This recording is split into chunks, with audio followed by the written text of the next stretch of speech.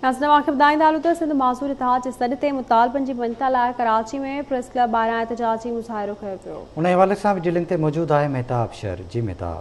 असां press club वारो बीठ मौजूदु आहियूं। सिंध माज़ूर कोटा पारां जेको आहे कराची प्रेस क्लब वारो हिकु एहतजाजी मुज़ाहिरो कयो आहे मुतालबनि जे लाइ। चुनांदियुनि सां ॻाल्हि ॿोल कयूं कहिड़ा मुतालबा आहिनि, छा चवणु आहे? जी, असां जो 2017 ते इंटरव्यू कराया विया, उन खां पोइ मुसलसिल मुख़्तलिफ़ जॻहियुनि ते सिंध पूरीअ जा इंटरव्यू वरिता वञनि था।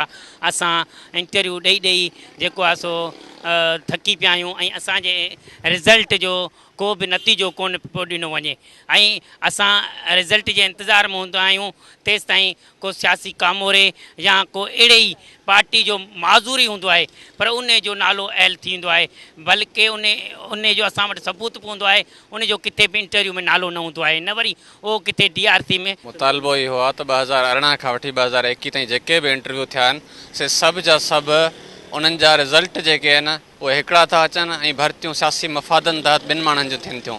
त असांजो जेको मुतालबो आहे त जेके रिज़ल्ट मुताबिक़ तव्हां उन्हनि खे ऑफर ऑर्डर ॾिना वञनि। गवर्नमेंट खे इहो अर्ज़ु कयूं था त असांजा नंढा बच्चा आहिनि, ग़रीब मिसकिन माण्हू आहियूं, असांखे नौकरियूं ॾिने, असांखे रोज़गार ॾिनो वञे और मनपसंदि माण्हुनि खे ऑर्डर न ॾिना वञनि। ग़रीब मिसकिन असां रोडनि ते बीठा आहियूं, सभु उसन ते बीठा आहिनि, ॿुधो साईं असांजा नंढा बच्चा आहिनि, असांखे नौकरियूं ॾिना वञनि। 2018 खां वठी जेके DRC हले पई उनमें मुसलसल माज़ूर अफ़राद खे नज़रअंदाज़ थी करे सिंध गवर्नमेंट ऐलान जे मथां ऐलान, भर्तियुनि जे मथां भर्ती थिए थी, लेकिन डिसेबल पर्सन खे जेकी DRC आहे उहा हक़ ई डिसेबल पर्सन खे नथी मिले, 2 नंबर माज़ूर अफ़राद खे मिले थी।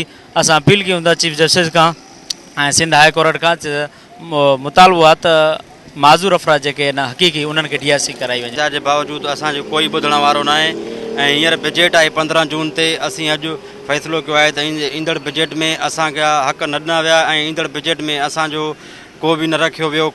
असांजा माज़ूर बुख काटे रहिया आहिनि, फाका कशू काटे रहिया आहिनि, असां मुसलसल एहतजाज कंदा अचूं पिया, हुन में असांजो कोई ॿुधण वारो न आहे।